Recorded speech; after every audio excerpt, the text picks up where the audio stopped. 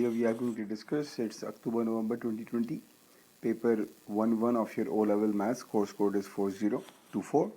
First question, it's evaluate 4 upon 7 minus 1 upon 3, we need to take LCM here. तो 7 और 3 का LCM आपको आ गया 21. 7 को किससे मल्टीप्लाई करेंगे 21 आए, it will be times 3, right? तो 4 3s are 12. तो ये आ रहेगा 12 minus 3 7s are 21, तो 12 minus 7 it will be 5 upon 21. ये आपका पहले पार्ट का आंसर. नेक्स्ट वन 2 माइनस 1.2 इंटू 0.3, तो पहले हम 1.2 मल्टीप्लाई करेंगे 0.3 से. अब बहुत सारे बच्चों को कन्फ्यूजन होती है कि डेसिमल की हम मल्टीप्लिकेशन कैसे करें. बहुत ही आसान है. अब मान लें कि 1.2 नहीं 12 है, तो 12 इंटू 3 क्या हो जाएगा, 12 3s आर 36. ठीक है, देखिए डेसिमल के बाद कितने नंबर हैं, डेसिमल के बाद एक नंबर, डेसिमल के बाद एक नंबर, टोटल डेसिमल के बाद 2 नंबर हैं. इसका मतलब है मेरा आंसर आएगा 0.36. ठीक है, तो ये हो गया 2 माइनस 0.36. अभी कितना बचा आपके पास, दैट विल बी 1.64. ये आपका आंसर.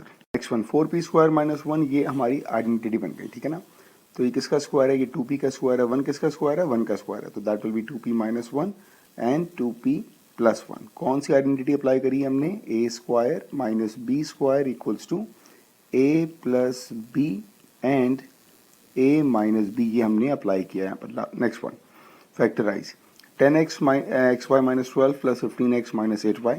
तो मैं इसको पहले अरेंज कर लेता हूँ. मैं इसको ऐसे लिखता हूँ कि 10xy plus 15x minus 12 minus 8y. ठीक है, अब मेरे पास कॉमन आ जाएगा यहाँ से 5x, बचा क्या, it will B 2y plus 3. यहाँ से कॉमन क्या रहेगा, यहाँ से कॉमन 4 आ जाएगा, बचा क्या 3 माइनस 2y, ये हो जाएगा प्लस, क्योंकि minus plus it will B minus. ठीक है, अब मेरे पास 3 प्लस 2y कॉमन आ रहा है, तो मैं अब 3 प्लस 2y कॉमन ले सकता हूँ. अब मेरे पास बचेगा क्या, इट्स 5x माइनस 4. ये आपका answer. Question number 3 9 minus 5x equals to 2x minus 12. तो पहले माइनस 5x को मैंने शिफ्ट कर दिया और माइनस 12 को मैं यहाँ लेकर आ गया, तो ये आ जाएगा 9 plus 12 is equals to 2x plus 5x, 2 plus 5x it will be 7x, 9 plus 12 it will be 21, 7 multiply इधर आके डिवाइड हो जाएगा, so that will be 21 upon 7. तो आपके पास x का आंसर आ जाएगा simply 3. Next one 16 plus 2y minus 3 से मल्टीप्लाई किया, 3 3 9 minus minus plus 3 into y 3y plus 2y plus 3y it's 5 plus 5y plus 16 minus 9 it will be 7. ये answer. Write the number 3, 4, 5, 6.7 and 9 correct to the nearest 100 number. तो ये आपके पास क्या हो जाएगा, after rounding off it will B 3500. Alright, ये आपका answer. Evaluate 160 and then 000. उसको आसानी के लिए मैं ऐसे लिखूँ कि ये लिखा हुआ है क्या मेरे पास 16 मल्टीप्लाई बाय 10,000. ऑलराइट, आसानी के लिए रूट 16 क्या हो जाएगा मेरे पास 4 हो जाएगा, 10,000 का रूट क्या हो जाएगा 100 हो जाएगा, तो 4 into 100 it will be 400. Next one evaluate 1 minus 3 power minus 1. पहले आपने पावर को पॉजिटिव करना है, that will be 1 upon 3. Taking LCM it will be 3 minus 1 it is equals to 2 divided by 3. ये आपका answer. Question number 5 from the topic variations. It says y is proportional to the cube of x. हम क्या लिखेंगे, y proportional to cube of x. जब ये sign हटेगा इसकी जगह कौन आएगा, equals to and constant k x cube. अब आपको x और y की वैल्यू पता है, जब y आपको 4 दिया हुआ है कि आपको नहीं पता, लेकिन x आपके पास 2 का क्यूब हो जाएगा. 2 का क्यूब हमारे पास आ गया 8. ठीक है, 4 अपनी जगह, तो 4 upon 8 which is equals to 1 upon 2 आपके पास k का आंसर आ जाएगा. ठीक है, k का आंसर आने के बाद हम इस इक्वेशन को यहाँ से स्टार्ट करेंगे. y is equals to k की जगह 1 अपॉन 2 आ जाएगा and then x cube. The value of x is given now it's 3. तो यहाँ पर हमने 3 प्लेस कर दिया. Now we need to simplify. So 1 upon 2, 3 का cube it's 27. So your answer is 27 upon 2 which is equals to 13 whole 1 upon 2. ये आपका answer. Number 6, Maria's age is 17 years 5 months. Her brother is 20 months younger. Find the age of her brother. Alright. तो मारिया की as क्या है, it's 17 years and 5 months. अब जो इसके brother की एज है वो है 20 months. अच्छा 20 months का मतलब ये हुआ 1 year and 8 months. ये मतलब हुआ ना, ठीक है ना, 1 ईयर 8 मंथ्स 12 महीने और 8 महीने 20 महीने हो गए. अब इसको हमने माइनस करना है, ठीक है ना. 17 ईयर 5 मंथ से आपने माइनस करना है 1 ईयर और 8 मंथ्स. अब अगर आप ऑब्जर्व करो तो ये 5 छोटा है 8 बड़ा है, इसका मतलब है सब्ट्रैक्ट नहीं होगा, तो मुझे कैरी लेना पड़ेगा. ठीक है ना, मैंने क्या किया भाई, मैंने 1 साल कैरी लिया। अब कैरी जब मैंने 1 साल लिया तो मतलब मैंने 12 महीने कैरी ले लिए, ठीक है ना। 12 महीने जब यहाँ जाएंगे तो 5 + 12 क्या हो जाएगा, दैट विल बी 17। कैरी लेने के बाद ये 17 हो गया। अब हम इसको माइनस करते हैं, 17 - 8 इट मीन्स 9 मंथ्स। और ये 17 नहीं रहा, जब आपने एक कैरी दिया तो अब ये 16 हो गया। 16 - 1 इट विल बी 15 ईयर्स। तो answer is 15 years and 9 months. Next part, write 48 minutes divided by 2 hour 80 minutes as a fraction in its simplest form. तो मैं सिंपल ये काम ये करता हूँ कि सबको मिनट्स में ले आता हूँ। 48 डिवाइडेड बाई 2 आवर्स का मतलब ये हो गया 120 मिनट्स, उसमें आपने ऑलरेडी 80 मिनट्स को ऐड करना है। तो अब ये क्या बन जाएगा, 48 divided by 120 + 18 that will B 138। अब मैं इसको सिंप्लीफाई करता हूँ, ठीक है ना। 2 2s are 4, 2 4s are 8, 2 6 are 12, 2 9s are 18। अब ये 3 से कैंसिल करता हूँ, 3 8s are 24, 3 2s are 6, 3 3s are 9। मेरे पास जो आंसर आ रहा है that is equals to 8 divided by 23, that is your answer. Number 7 from the topic statistics. The number of emails received by 18 students in a class one Monday are given below: 4, 12, 14, 6, 3, 6, 9, 7, 11, 8, 7, 11, 14, 6, 13, 5, 12, 9. Number of emails अगर 0 से 5 है तो ये जो बीच का column छोड़ते हैं that will B for tally marks, right. तो मैं यहाँ लिख दूंगा these is for tally marks. अब टैली मार्क्स का मतलब क्या है कि आपने काउंटिंग करनी है, ठीक है ना। फ्रॉम 0 to 5 कितने नंबर हैं, देखें 1, 0 to 5 2, 0 to 5, 0 to 5 3, और कोई नंबर 0 to 5 है नहीं है तो मैं कहूँगा 1 2 3 एंड द फ्रीक्वेंसी इज 3, ठीक है जी। आगे देखें, अब कह रहे हैं 6 to 10, 6 to 10 1 2, 6 to 10 3 4 5 6 7 8, 1 2 3 4 5 6 7 8। तो ये आ गया मेरे पास 8।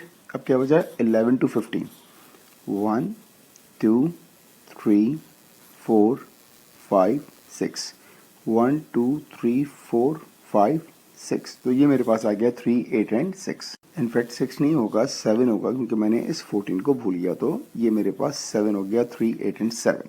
Alright, next one. A student is chosen at random from a different class. The probability that this student received 5 email is 9/20. Write down the probability that this student did not receive 5 emails. तो बहुत ही simple सवाल हो गया ये आपके पास कि अगर probability है कि उस स्टूडेंट ने 5 ईमेल रिसीव किए तो 9/20 के, अगर नहीं की होगी तो क्या हो जाएगा, it will be 1 - 9/20। Taking LCM it will be 20, 20 - 9 leads to 11/20, that is your answer. Question number 8. By writing each number correct to one significant figure, estimate the value of one significant figure. 6013 क्या हो जाएगा आपके पास, it will be 6000 times 0.04 divided by 8.9 हो जाएगा आपके पास √9, ठीक है। अच्छा, 6000 को अगर मैं ऐसे लिखूँ 6 × 1000, कोई फर्क नहीं पड़ा, multiply by 0.04 divided by √9 is 3। अब फ़ायदा ये हुआ कि मैं इनको आपस में मल्टीप्लाई करूँगा, ठीक है ना। तो 3 1s are 3, 3 2s are 6, ऊपर तो 2 आ गया, मल्टीप्लाई बाय, जब 1000 मल्टीप्लाई होगा 0.04 से तो डेसिमल 3 स्टेप्स आगे जाएगा, तो ये आएगा आपके पास 40। That will be 2 × 40 which is equals to 80, that is your answer. Express 0.043 into 100 square in standard form। तो पहले ज़रा 100 स्क्वायर को एक्सपेंड करते हैं, तो ये आएगा 0.043। अच्छा, 100 क्या होता है, 100 होता है 10 स्क्वायर और होल पावर स्क्वायर आपके पास लगी हुई है, तो ये लिखा हुआ क्या, ये लिखा है 0.043 मल्टीप्लाई बाय 10 की पावर 4, ठीक है। अब इस नेट फॉर्म का रूल क्या है कि आपको डेसिमल फर्स्ट नॉन जीरो के बाद आए तो डेसिमल को आपने 2 पॉइंट जम कराना है, ठीक है। तो ये आ रहेगा 4.3 मल्टीप्लाई बाय 10, 4 पावर थी, आपने 2 स्टेप्स जम किए तो 4 में से अब ये 2 माइनस हो जाएगा, तो आंसर इज 10 पावर 2, ये आपका आंसर आ गया। Next one, evaluate 1.2 into 10 power 7 divided by 2 into 10 power -3। अच्छा, अब मैं इस 1.2 को 12 बनाता हूँ, ठीक है ना। जब ये 1.2 12 बनेगा तो डेसिमल एक आगे चला गया, इसका मतलब है पावर में से हम एक सब्ट्रैक्ट कर लेंगे, 6 आ जाएगा, डिवाइडेड बाय 2 मल्टीप्लाई बाय 10 की पावर -3। फ़ायदा क्या हुआ, फ़ायदा ये हुआ 2 1s are 2, 2 6s are 12, ठीक है। 6 मल्टीप्लाई बाय 10 की पावर, ऊपर 6 मौजूद है, नीचे वाला -3 जब ऊपर जाएगा +3 हो जाएगा, दैट विल बी +9, ये आपका आंसर है। Question number 10 from the topic statistics. आपके पास ग्रुप टेबुलर डेटा गिवन है, और आपको फाइंड क्या करना है मोड। मोड क्या होता है, सबसे हाईएस्ट फ्रीक्वेंसी, सबसे हाई फ्रीक्वेंसी है मेरे पास 6, मतलब मोड हो जाएगा मेरे पास 0, तो ये पहले का आंसर आ जाएगा। अगर आपको मीडियन फाइंड करना है तब से पहले आपने फॉर्मूला अप्लाई करना पड़ेगा। What is the formula, it's n plus 1 divided by 2। n is what, n is the total frequency जो कि आपको गिवन है, इट्स 20। तो ये आएगा मेरे पास 20 plus 1 divided by 2 which is equals to 21 upon 2 which is equals to 10.5। 10.5 का मतलब क्या है, हमें टर्म 10 और टर्म 11 चाहिए, ठीक है ना। अब हम जरा टर्म को ऐड करते हैं, 6 यहाँ पर है, 6 प्लस 5 11। 11 का मतलब ये हुआ कि आपके पास जो टर्म नंबर 10 और टर्म नंबर 11 दोनों इस ग्रुप में मौजूद हैं, तो आपका स्ट्रेट अवे मीडियन का आंसर आ जाएगा 1। Part b, it says in the football team the two tallest player have a mean mass of 75 kg, the 8 shortest player have a mean mass of 60 kg, calculate the mean of mass of these 10 players. बहुत simple, सबसे पहली चीज़ आप mean का formula याद करो। Mean क्या होता है, mean is equals to sum divided by n, ये आपका मीन का फॉर्मूला है, ठीक है ना। अब मैं दो अलग मीन निकालूंगा, पहले मैं निकालता हूँ टॉलेस्ट का। तो मीन क्या हो जाएगा, mean is equals to sum of tallest right divided by n. तो मीन मास मुझे दिया हुआ है दैट इज 75। अच्छा मुझे सम नहीं पता तो मैंने सम की जगह सम लिखा, डिवाइडेड बाय एन कितना हो जाएगा 2। 75 इंटू 2 क्या हो जाएगा, इट विल बी 150। इसका मतलब ये हुआ कि मेरे पास जो दो टॉलेस्ट प्लेयर है उनका जो सम है वो मेरे पास 150 आ गया, ठीक है। अब मैं इसी तरह 8 शॉर्टेस्ट प्लेयर का निकालूंगा, वही मेथड है कि मीन बराबर है सम डिवाइडेड बाय एन के। मीन क्या है मेरे पास, मीन है 60, सम मुझे नहीं पता, कितने लोग हैं टोटल मेरे पास, 8 लोग हैं, तो 8 times 60 which is equals to 480 is equals to sum. अब मीन के लिए मुझे सम चाहिए होता है, मुझे चाहिए मीन ऑफ 10 प्लेयर्स, ठीक है ना। तो पहले मैं टोटल निकालूंगा, तो मेरे पास टोटल मास जो आएगा 10 का वो क्या आएगा मेरे पास, it will be 150 plus 480। So 150 plus 480 leads to 580 and 630 right. 630 मेरे पास टोटल आ गया। मीन क्या होता है, मीन होता है हमारे पास सम डिवाइडेड बाय एन, लेकिन अब जो मैं मीन लगाऊंगा ये मैं 10 प्लेयर्स के लिए लगाऊंगा, ठीक है। 10 प्लेयर का जो सम है आपके पास वो आ गया 630, एन की जगह आ जाएगा आपका 10, 0 से 0 कैंसिल, तो द फाइनल आंसर इज 63, ये आपका आ गया। Number 11, it says in the diagram ABC and DEF are parallel lines. जहां पर लफ्ज पैरेलल आ गया मतलब अब ऑल्टरनेट एंगल आपको मिल सकता है, ठीक है जी। ABE आपको पता है 123, CEF आपको पता है 14, कैलकुलेट DEB। कौन सा एंगल निकालने की बात हो रही है, DE और B। बहुत सिंपल है, ये एंगल मान लीजिए अगर ये एंगल मेरे पास है x, तो मैं यहाँ पे सिंपल यू रूल अप्लाई कर सकता हूँ। x plus 123 is equals to 180, तो x का आंसर आ जाएगा 180 minus 123 which is equals to 57, ये आपके पास पहले का आंसर। पार्ट बी, BEC कौन सा एंगल है, BEC का, BEC का एंगल आपके पास ये वाला है। बहुत सिंपल क्वेश्चन है, मैं अगर 180 में से माइनस कर दूं x और मैं माइनस कर दूं 40 तो मेरे पास इसका एंगल आ जाएगा। x मेरे पास आ चुका है 57 और 40 का एंगल मुझे दिया हुआ है, ठीक है। सो 180 minus 40 it's 140, 140 minus 50 it's 90 and 90 minus 7 it's 83। तो जो आपका फाइनल आंसर आएगा दैट विल बी 83, ये आपको फाइंड करना था, ठीक है जी। आगे देखते हैं क्वेश्चन नंबर 12। ये आपके पास कुछ ओपन पिरामिड्स के शेप बने, write the letter of each drawing that is a net of a cube. अब क्यूब में से कौन कौन बना सकता है, देखें एक क्यूब बना सकता है, ठीक है ना। अगर आप विजुलाइज करें कि इसको मैं फोल्ड कर दूं, इसको फोल्ड कर दूं, इसको उठा दूं, फोल्ड कर दूं, इसको उठा दूं, तो ये मेरा कंप्लीट एक बॉक्स बन जाएगा, ठीक है ना। ये मेरा क्यूब नहीं बनेगा, that will be incomplete shape. ये मेरा क्यूब बन सकता है, तो मैंने सी को भी कहा कि ये भी मेरा क्यूब बन सकता है। डी मेरा क्यूब नहीं बन सकता, ठीक है। क्यों नहीं बन सकता, देखें यहाँ पर टोटल 5 फेसेस हैं, ठीक है ना, 1 2 3 4 5। अगर क्यूब होगा तो 6 फेस बनेंगे। ई क्या बन सकता है, बिल्कुल ई मेरे पास ये बन सकता है। एफ नहीं बन सकता, तो मेरा जो आंसर होगा that will be A, C and E. Number 13 क्या कह रहा है आपसे, in the diagram OC and OA each make an angle of 70 with the north line, AOB is x, BOC is y, x ratio y is 3/7, ठीक है जी। मुझे ये कहा हुआ है कि x अपॉन वाई बराबर है 3/7 के, ठीक है, ऐसे ही है ना। अगर मैं यहाँ से इसको ऐसे लिखूँ 7x is equals to 3y, कोई फर्क नहीं पड़ा, और मैं ये कह सकता हूँ कि 7x divided by 3 is equals to y, ये मेरे पास y in terms of x आ गया। अगर मैं सारे एंगल्स को ऐड कर दूं तो that will be the sum of 360, ठीक है। तो मैं ये कह सकता हूँ कि 70 plus x plus y leads to 360, ठीक है जी। 70 प्लस 70 कितना हो गया, that will be 140 plus x plus y की जगह कौन आ गया, y की value, it's 7x divided by 3 equals to 360, ठीक है ना। अब 140 आपका ऐड हो रहा है, जब आपने शिफ्ट किया तो माइनस हो जाएगा, और यहाँ पर हमने लिया एलसीएम। एलसीएम क्या आ जाएगा हमारे पास, that will be 3, it's 3x plus 7x, ये मेरा एलसीएम आ गया, और वहाँ जाके वो माइनस हुआ 360 minus 140, 3x plus 7x, it's 10x is equals to 360 minus 100, that will be 260 minus 40, it will be 220, और ये जो 3 है जाके मल्टीप्लाई हो जाएगा, ठीक है नहीं। 0 and 0 cancel, so x is equals to 3 2s are 6, 3 2s are 6। Next part, find the bearing of C from O। मुझे O के नॉर्थ से जाना है C की लाइन तक, तो O के नॉर्थ से अगर मैं C तक जाऊं, मैंने 70 कवर किया, फिर मैंने x कवर किया, और फिर मैंने y कवर किया, ठीक है। तो मेरे पास जो आंसर आएगा it will be 70 plus x plus y। अब y कैसे निकालेंगे, बहुत सिंपल है। y के लिए हम यहाँ पे x की वैल्यू प्लेस कर देंगे, तो y is equals to 7 into x divided by 3, x is what, x is 66। Simplify करूँ अगर, 3 1s are 3, 3 2s are 6, 2s are 6, 7 2s are 14, 7 2s are 14, तो 154, ये आपके पास y का एंगल आ गया, ठीक है जी। ये y आ गया। अब मैं प्लेस कर दूंगा 70 plus x is 66 and y is 154। सो अगर मैं 154 और 66 को ऐड कर दूं, तो इसको ऐड करना मेरे लिए आसान होगा। 6 plus 4 10, 6 plus 5 11 plus 120 and 220।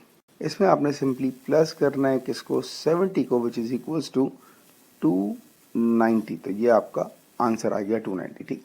Find the bearing of O from A. From के बाद कौन है, फ्रॉम के बाद O है क्या, फ्रॉम के बाद A है क्या, A पर नॉर्थ बना है, A पर नॉर्थ नहीं बना, तो आपको पहला काम ये करना है कि A पर नॉर्थ बनाना है, विच इज़ वेरी इंपॉर्टेंट, ठीक है। तो मैंने A पर नॉर्थ बना दिया कि जहाँ से बेरिंग मेजर करनी है। A से आना कहाँ है, A से आपने आना है O की लाइन पे, ठीक है। इसका मतलब ये हुआ कि मैंने ये येलो वाला एंगल फाइंड आउट करना है। अब मैंने पहचानना है कि मेरा ऑल्टरनेट एंगल कहाँ बन रहा है। तो अगर ये एंगल 70 होगा, इसका जो Z वाला एंगल ऑल्टरनेट एंगल है वो ये बनेगा। तो मैं यहाँ पर इस एंगल को मार्क करता हूँ कि भाई ये जो एंगल है ये मेरे पास 70 बनेगा। अब बेरिंग निकालना बहुत सिंपल। अगर मैं नॉर्थ से ट्रैवल करता हुआ आऊँ, यहाँ तक मैंने 180 कवर किया, 180 में मुझे 70 और चाहिए, तो जो मेरा फाइनल आंसर होगा वो आएगा 180 plus 70 which is equals to 250, ये आंसर है। In the first part from sets it says shade the subset P union Q intersection R complement, ठीक है जी। तो P यूनियन Q होगा, लेकिन R कॉम्प्लीमेंट है, R नहीं होना चाहिए। इसका मतलब ये हुआ कि मेरी शेडिंग कुछ ऐसी चलेगी कि R बिल्कुल भी नहीं आएगा और P और Q का Q यूनियन रहेगा मेरे पास, ठीक है। क्योंकि इंटरसेक्शन है तो बाहर की बाउंड्री शेडिंग नहीं होगी, बस सिर्फ ये मेरा आंसर होगा फाइनल। नेक्स्ट पार्ट क्या कह रहे हैं, in a group of 42 people 30 people speak Spanish, 20 people speak French, find the smallest. सबसे इंपॉर्टेंट कीवर्ड है, आपने स्मॉलेस्ट वैल्यू निकालनी है किसकी, जो कि दोनों बोल सकते हैं। मतलब मुझे क्या करना है, मुझे मिनिमम वैल्यू चाहिए, किसकी चाहिए, मुझे मिनिमम वैल्यू इंटरसेक्शन की चाहिए, ठीक है ना। इसका तरीक़ेकार क्या होता है, अगर आपको इंटरसेक्शन का मिनिमम चाहिए तो पहले काम ये करें कि जो आपको सेट दिया हुआ है उसको आप ऐड करो। मैंने अगर ऐड किया 30 प्लस 20, मेरा आंसर आ गया 50। अब जो 50 है वो मेरा बड़ा आ रहा है किससे, यूनिवर्सल सेट। क्यों, क्योंकि यूनिवर्सल उसमें किया दिया है 42। तो अगर मेरा 50 बड़ा आ रहा है यूनिवर्सल से, इसका मतलब ये हुआ कि अगर मैं इन दोनों को माइनस कर दूं, ये जो आंसर आएगा 8, that is the smallest possible value of intersection. Part 2, find the largest possible number of people who speak neither Spanish nor French. तो अगर मैं जनरली रफली मैं एक बात करूं, क्या हो रहा है मेरे पास दो सर्कल्स हैं ना, ठीक है। ऐसा है मेरे पास, एक मेरा स्पेनिश है और एक मेरा फ्रेंच है, ठीक है। स्पेनिश आ गया और फ्रेंच आ गया। मुझे फाइंड क्या करना है, मुझे वो लोगों को फाइंड करना है जो बाहर हैं, ठीक है ना, जो बाहर हैं, जो कोई लैंग्वेज नहीं बोल रहे हैं, ठीक है। अब अगर आप ऑब्जर्व करो तो आपके पास स्पेनिश के कितने लोग इन्होंने बताएं, ये बताएं आप लोगों को 30, ठीक है। और फ्रेंच के कितने बताएं आपको, ये हैं आपके 20। इसका मतलब ये हुआ कि जो मैक्सिमम लोग लैंग्वेज में एनरोल हो सकते हैं वो 30 है, मैक्सिमम है, ठीक है, इससे ज़्यादा नहीं होंगे। टोटल की स्ट्रेंथ क्या है मेरे पास, 42 है। 42 में से अगर मैं उन लोगों को माइनस कर रहा हूँ जो कि लैंग्वेज में एनरोल्ड हैं, तो जो आंसर आएगा वो लोग आएंगे जो मेरे पास किसी भी लैंग्वेज में एनरोल्ड नहीं है। The value of y is 12. Question number 16, a very good question it is. In the diagram, OABC is a parallelogram, so that is your first important word, that it is a parallelogram. The equation of the line CB is y equals to x plus 2. तो मैं यहाँ पे line लिख रहा हूँ y is equals to x plus 2. अब important बात सुनिएगा, क्योंकि मेरे पास पैरेललोग्राम है, इसका मतलब है लाइंस पैरेलल होंगी, तो मैं एक इंडिकेशन डाल रहा हूँ कि भाई मेरे पास ये लाइन पैरेलल है और मेरे पास ये लाइन और ये लाइन पैरेलल है, ठीक है।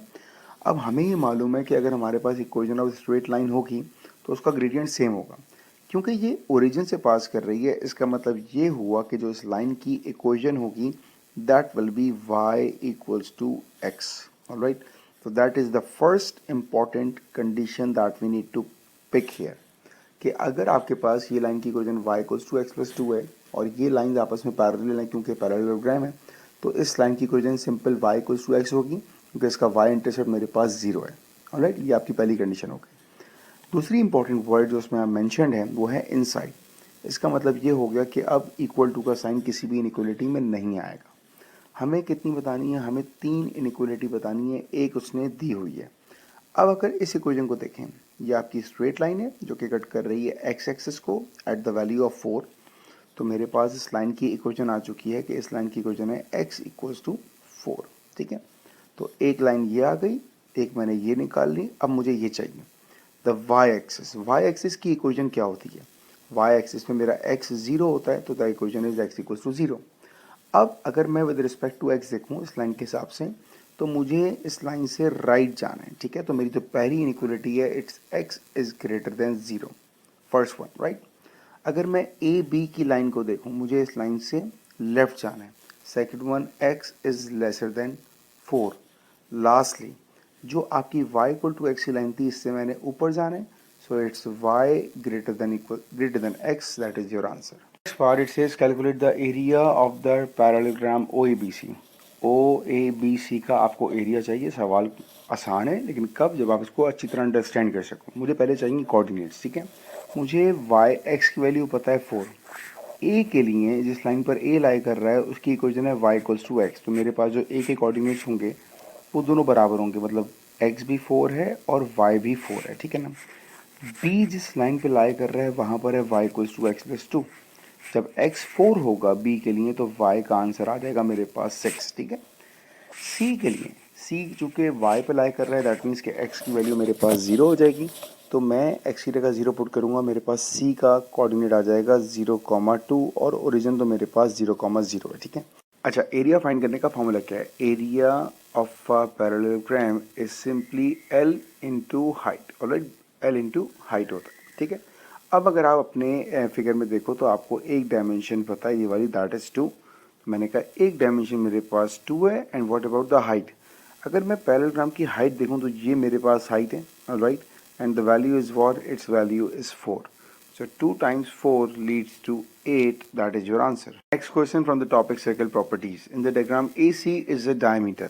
अगर मेरे पास AC diameter होगा तो मैं फ़ौरन इसी प्रॉपर्टी को हाईलाइट कर रहा हूँ कि अगर AC diameter होगा मेरे पास B का एंगल 90 बन जाएगा, that is your first property of diameter, right? The tangents T touch the circle at B and C. अच्छा ठीक, अगर T मेरा tangent हो रहा है तो इसका मतलब ये हुआ कि ये लेंथ और ये लेंथ बराबर होगी। दूसरा मतलब ये हुआ कि ये एंगल मेरे पास 62 होगा, और तीसरा मतलब ये हुआ कि ये मेरे एंगल 90 होगा। ये सारा जो ग्रीन से मैंने बनाया ये सारी मेरी टेंजेंट्स की प्रॉपर्टी है, ठीक है ना। पहले पार्ट में मुझे x निकालना है, which is very simple now, it's 90 minus 62, alright. 90 minus 62 आप करोगे, सिंपली आपके पास x का आंसर आ जाएगा, विच इज़ इक्वल्स टू 28। दूसरा पार्ट, फाइंड y। अच्छा, y निकालने के लिए मैंने चूंकि पहले आपको बताया था कि ये दोनों एंगल बराबर होंगे with the property of tangent, right. तो मुझे पता है कि sum of angle in triangle is 180। Equation बनेगी मेरी y plus 62 plus 62 is equals to 180। ये आएगा y प्लस 2 2 ज़ार 2 2 plus 4, 6 plus 6 is 12 equals to 180. Y equals to 180 minus 124. तो 124 में अगर मैं 6 ऐड करूँगा 130, the answer is 56 equals to Y. Number 18 from the topic Anitra. Some numbers are arranged in rows. Each row contains one more number than the previous row. The numbers in each row are more than the numbers in the previous row. All right. तो अगर रो 1 तो 2 numbers, रो 2 3 numbers, रो 3 4 number, रो 4 5 number, तो रो 5 में 6 number होंगे. वो 6 number कौन से होंगे? 3 5 7 9. So obviously the numbers will be 11. तो 6 नंबर आएंगे 11, 1 2 3 4 5 6. तो ये आपका पहला आंसर आ गया. Next one, write down the expression in terms of n for each number in row n. इसके लिए आपको थोड़ा रिलेशन बिल्डअप करना पड़ेगा. देखिए, अगर ये 2 है तो ये 5 है, 1 है तो 3 है, 3 है तो 7 है, 4 है तो 9 है, 5 है तो 11 है. ठीक है. अगर मैं 2 को 2 से मल्टीप्लाई करूँ, 2 2 jar 4, 4 plus 1 5, 2 3 jar 6, 6 plus 1 7, 2 4 jar 8, 8 plus 1 9, 2 5 jar 10, 10 plus 1 11. तो हर एक टर्म 2 से मल्टीप्लाई हुई और उसमें आपने 1 ऐड कर दिया. That is your answer. Part C, write down an expression in terms of n for the numbers for the number of numbers in row n. इसका मतलब ये हुआ कि हर एक रो में कितने नंबर हैं आपको खाली ये बताना है. जैसे कि अगर पहली रो है तो 2 नंबर है, दूसरी रो तो 3 नंबर, तीसरी रो तो 4 नंबर, चौथी रो तो 5 नंबर. इसका मतलब ये हुआ कि जो भी रो है उसमें हम 1 ऐड कर रहे हैं तो हमारे पास नंबर्स ऑफ नंबर्स आ रहे हैं. ठीक है. Next one, write down an expression in terms of n for the sum of the numbers in row n.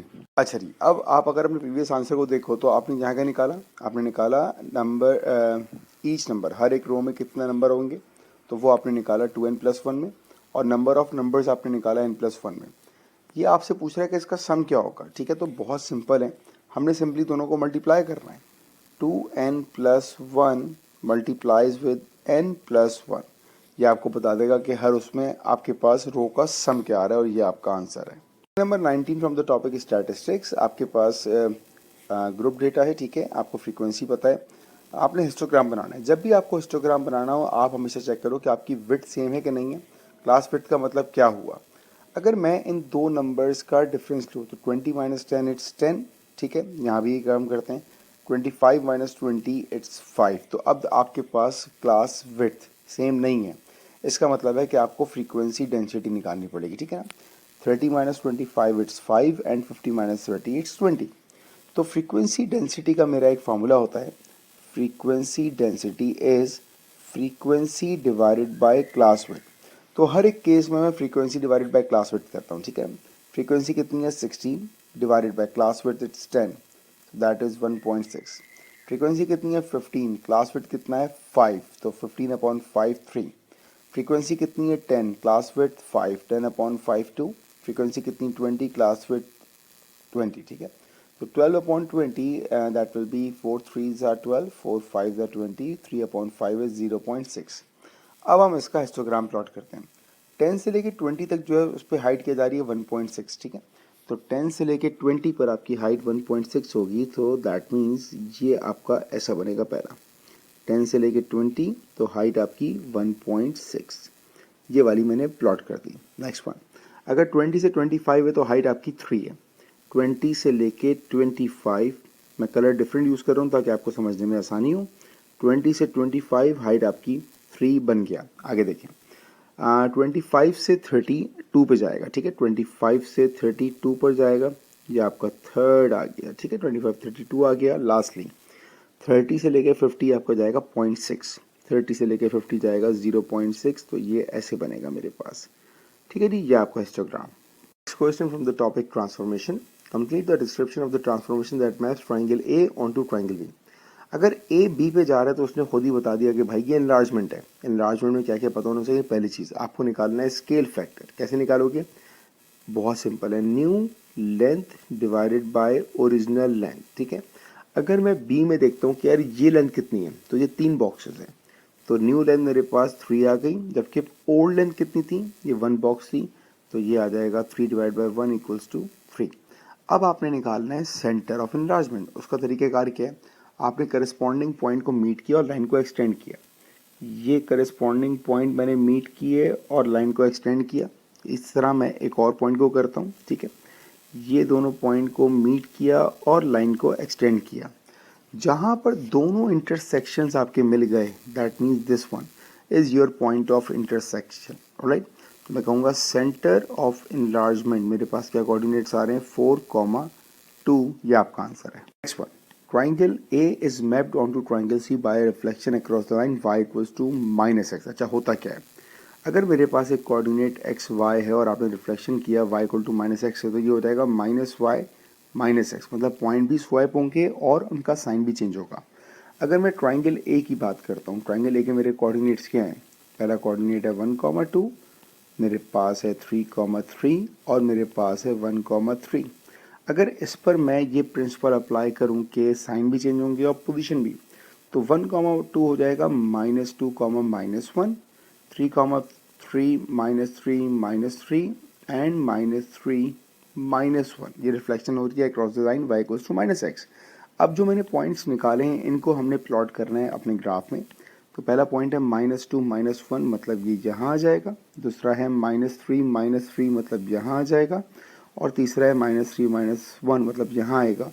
So that is your triangle labelled as C। ये आपका आंसर है। Question number 21, it says line L is perpendicular to the line this. सबसे पहली condition perpendicular निकालते हैं। कैसे निकालेंगे, जो लाइन आपको दी हुई है इसका ग्रेडियंट क्या होगा। ग्रेडियंट क्या होता है, कोफिशिएंट ऑफ x। तो x का कोफिशिएंट इज -1/2, ठीक है। तो आपका जो ग्रेडियंट इस लाइन का है इट्स -1/2। अच्छा जी, अब कंडीशन क्या होती है हमारे पास परपेंडिकुलर की, कंडीशन हमारे पास ये होती है that m1 multiply by m2 equals to -1। m1 मैं निकाल चुका हूँ, इट्स -1/2। m2 जिसकी हमें ज़रूरत है इज इक्वल्स टू -1। कब अप्लाई करते हैं, जब आपके पास परपेंडिकुलर गिवन हो। माइनस से माइनस कैंसिल हुआ, 2 जाके मल्टीप्लाई हो जाएगा, तो आपके पास m2 का आंसर आ जाएगा 2। एक बहुत सिंपल इसकी एक और अप्रोच किया विदाउट फार्मूला, कि अगर ये -1/2 आया तो पहले आपने फ्रैक्शन को फ्लिप करना है। फ्लिप का मतलब क्या हुआ, जो नीचे है वो ऊपर और जो ऊपर है वो नीचे। तो -1/2 को आपने फ्लिप किया तो ये आ जाएगा आपके पास 2, and then you need to change the sign. अगर ये नेगेटिव होगा तो ये पॉजिटिव आ जाएगा, which is the same condition m1 m2 equals to -1। अब आपसे कह रहा है find the equation of line. Working formula हमारे पास क्या होता है, it's y is equals to mx plus c, ठीक है। आपके पास ग्रेडियंट तो आ चुका है, निकाल चुके हम लोग 2। एक्स वाई की जगह आपको पॉइंट दिया हुआ है 9, y की जगह आ जाएगा और x की जगह आ जाएगा 8 plus c। So 9 equals to 16 plus c, हमारे आगे माइनस हो जाएगा। 9 minus 16 equals to c and c is equals to -7। Alright, now the equation of line y equals to m is what, 2x, and c is what, -7. That is your final answer. Alright, question number 22 from the topic matrices. Find AB. A और B को multiply करना है, तो पहले A का matrix क्या है, 1 -4 2 and 3। B का मैट्रिक्स क्या है, 0 2 2 -3।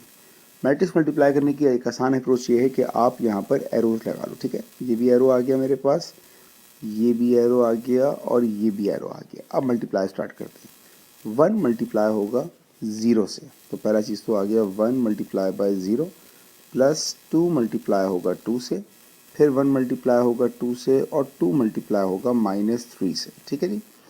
फिर -4 मल्टीप्लाई हुआ 0 से, 3 मल्टीप्लाई हुआ 2 से, -4 मल्टीप्लाई 2 से और 3 मल्टीप्लाई हुआ -3 से।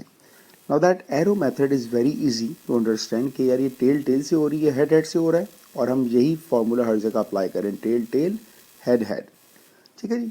अब सिंप्लीफाई किया, 1 इंटू 0 0 हो गया, 2 2 ज़ार 4, 3 2 ज़ार 6, 2 2 -6 that will be -4 and -8 -9 that will be -17। ये आपका आंसर आ गया, ठीक है जी। Next one, A and C inverse are 2x2 matrices. Write down the 2x2 matrix which is equivalent to C inverse into B. अब यहाँ पर आपको एक प्रॉपर्टी के बारे में पता होना चाहिए। अगर कोई भी मैट्रिक्स, A एक मैट्रिक्स है, अगर वो अपने इन्वर्स से मल्टीप्लाई होगा तो उसका आंसर हमेशा I मैट्रिक्स आएगा, ठीक है। ये चीज़ आपने यूज़ करना है कि अगर ये C मल्टीप्लाई हुआ C इन्वर्स से तो उसका आंसर आएगा I मैट्रिक्स। अच्छा, I मैट्रिक्स क्या होता है, I मैट्रिक्स अगर B से मल्टीप्लाई होगा तो उसका आंसर B आएगा, ठीक है। तो अगर मैं कहूँ उसका आंसर क्या आएगा, तो उसका आंसर वही आएगा जो मेरे पास बी का सेट मैट्रिक्स लिखा हुआ है, 0 to 2 and -3, ये आपका आंसर है। Question number 23 from the topic kinematics. The diagram is the speed time graph representing part of the train's journey. तो ये कांस्टेंट स्पीड हुई और फिर आपकी स्पीड डिसेलरेट हो रही है। The train moves at a constant speed of 20 for 40 seconds. It then slows down uniformly for a further 60 seconds until it stops. Find the deceleration. Deceleration हमारे पास आती कैसे? बहुत सिंपल है, it's rise divided by run, जिसको हम gradient बोलते हैं, ठीक है ना, बिटवीन T40 टू T100। तो हमने इस पार्ट का डिसेलरेशन निकालना है। इस पार्ट का आपके पास राइज कितना है? What is the rise? Rise is 20, alright. So rise is 20 divided by what is the run? Difference on the x-axis. So 100 minus 40, that will be 60. So 2 upon 6, that will be 1 upon 3. ये आपका पहले part का आंसर। Next part, find the value of T when the speed is 10 metre पर second, alright. अब speed जब आपके पास 10 है, उस वक्त आपके पास वैल्यू ऑफ टी क्या है? इसके लिए मैं ग्राफ पर मार्क करता हूँ एक पॉइंट कि यार जब स्पीड मेरे पास 10 होगी, ठीक है ना, मान लें यहाँ 10 है, सपोज करते हैं, जब यहाँ पर स्पीड 10 है तो मेरे पास टाइम की वैल्यू क्या होगी? That is T. ये मुझे नहीं पता, ठीक है।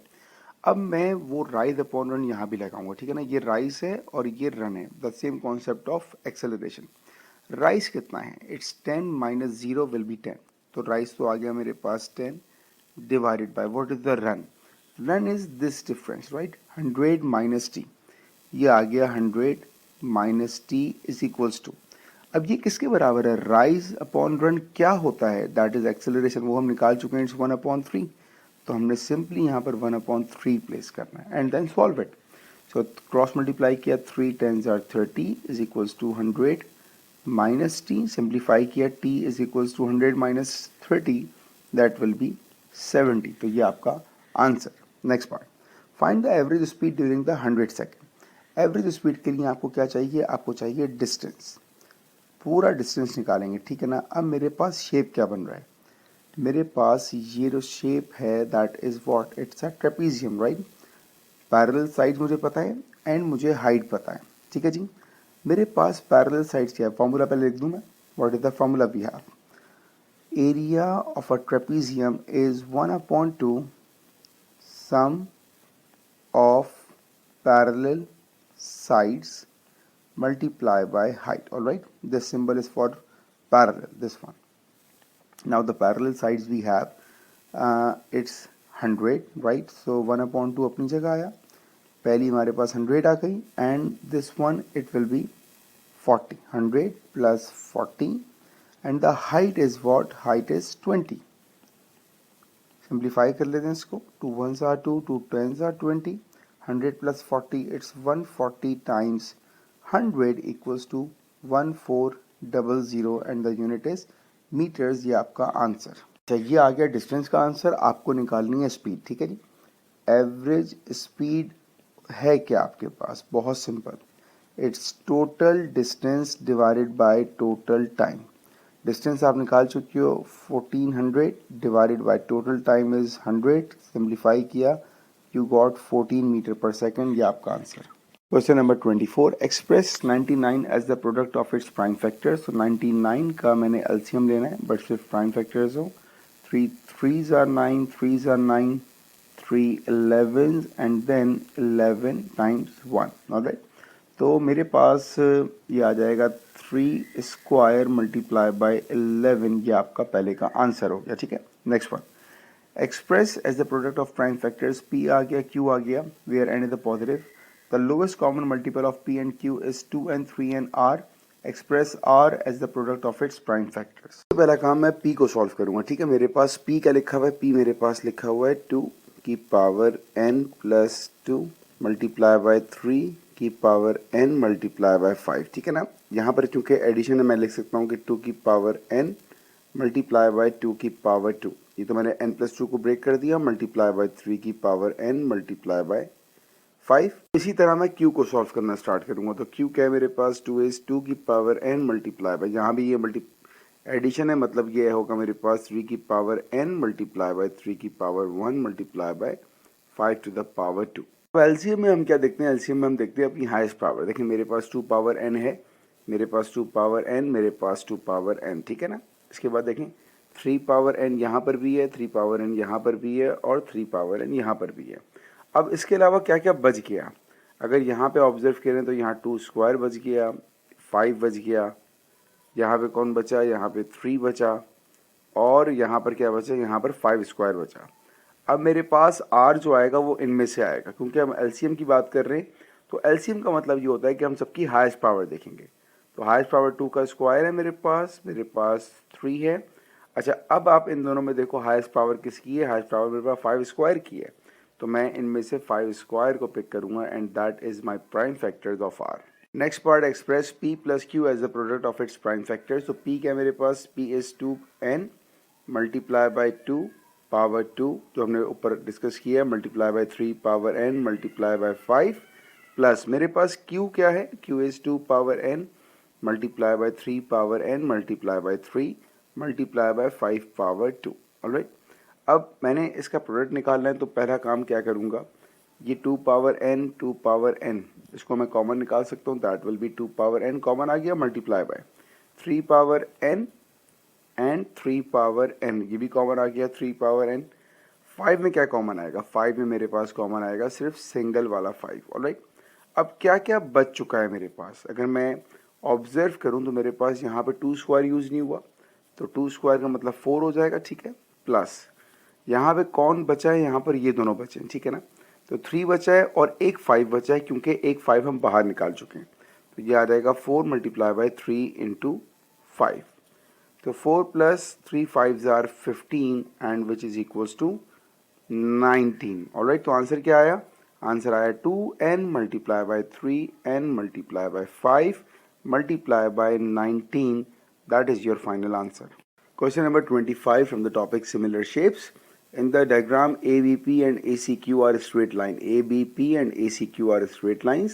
ACB is equals to APQ. ये एंगल और ये एंगल बराबर है. Show that triangle ABC is similar to triangle AQP.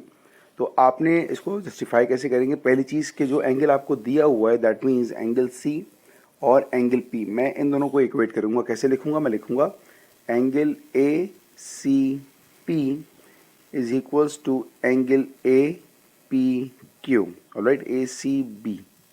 और इसका रीज़न क्या लिखूंगा, मैं कहूँगा कि ये मुझे क्वेश्चन में गिवन है, alright, तो that is the first reason. Next one, अब मैं कहूँगा एंगल CAB, कौन से एंगल की बात की जा रही है, इस वाले एंगल की, is equals to angle PAQ, कौन से एंगल की बात की जा रही है, उसी एंगल की।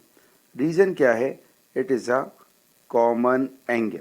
ऑलराइट, तो अगर आपके ट्राइंगल में दो एंगल बराबर हैं, इसका मतलब है कि थर्ड एंगल, एंगल बी और एंगल क्यू बराबर होगा। इसको भी हम लिख देंगे, क्या लिखेंगे, angle ABC is equals to angle PQA। कौन सा एंगल, ये एंगल और ये एंगल बराबर आ गया, और रीजन क्या होगा, that is the third angle of a triangle which is equals. तो अब मैं कह सकता हूं कि मेरे पास ट्राइंगल ACB सिमिलर है ट्राइंगल APQ के, और किस प्रॉपर्टी से हमने कहा, एंगल एंगल एंगल से हमने ये बात जस्टिफाई कर दी। ऑलराइट, नेक्स्ट वन, आपको AB पता है, AC पता है, AQ पता है, और आपको AP फाइंड करना है। जब आपको ये स्टेटमेंट मिल जाए तो आप फौरन इसको रेशो की फॉर्म में लिखो, ठीक है ना। रेशो मतलब क्या हुआ कि अगर यहाँ से AC आएगा, वहाँ से आएगा AP, अगर यहाँ से CB आएगा, लेफ्ट साइड से राइट साइड से आएगा PQ, और अगर लेफ्ट साइड से AB आएगा तो राइट साइड से हमारे पास AQ आएगा। बहुत सिंपल है, ये दो यहाँ से पिक किए, ये दो यहाँ से पिक किए, ये दो आएगा यहाँ से फर्स्ट लास्ट। ऑलराइट, अब जो जो वैल्यूज आपको पता है लिख दें। AC की वैल्यू मुझे पता है, इट्स 3। AP मुझे नहीं पता, तो मैंने AP तो फाइंड करना है। CB नहीं पता, PQ नहीं पता, तो इन दोनों को आप छोड़ दें। अब इधर आ जाएं। AB आपको पता है, AB is 4, तो AB की जगह आ जाएगा 4। AQ आपको पता है 12 आ गया। अब सिंप्लीफाई करेंगे, 4 1s are 4, 4 3s are 12, cross multiply में मल्टीप्लाई हो जाएगा क्रॉस में। सो AP is equals to 9, that is your answer. After that, the area of triangle A B C का आपको एरिया दिया हुआ है X. Find expression in terms of X for the quadrilateral B P Q C. यहाँ पर जो formula apply करेंगे हम लोग वो आएगा area of similar shapes A1 upon A2 is equals to L1 upon L2 whole square. ये हम फॉर्मूला अप्लाई करने वाले हैं. ठीक है.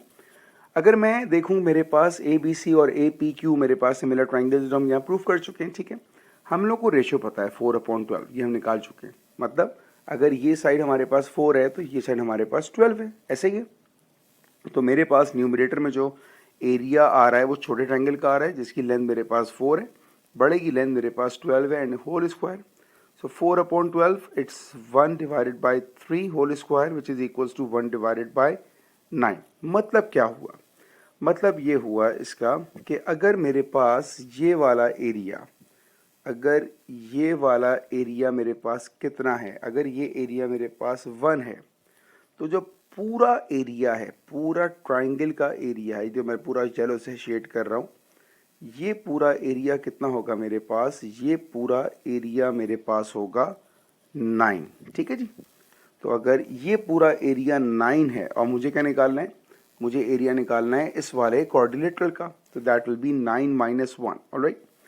तो मैं ये कह सकता हूँ area of the quadrilateral BPQC is 9 minus 1 which is equals to 8. Alright. अब आपको इसका एरिया कितना दिया हुआ था? इसका एरिया आपको दिया हुआ था 8x ना. इसका एरिया आपके पास x था.